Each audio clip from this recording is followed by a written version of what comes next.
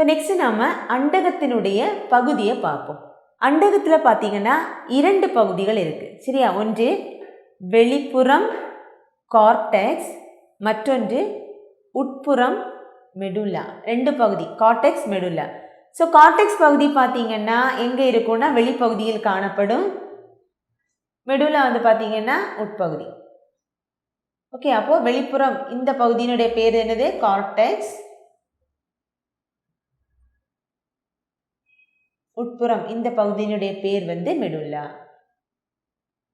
So cortex பகுதியில் பார்த்தீங்கன்னா நிறைய இந்த மாதிரி இருக்கும், துகள்கள் நிறைய இருக்கும் சரியா. கார்டெக்ஸ் பகுதியில் பார்த்தீங்கன்னா இந்த துகள்கள் வந்து அதிகமாக இருக்கும்.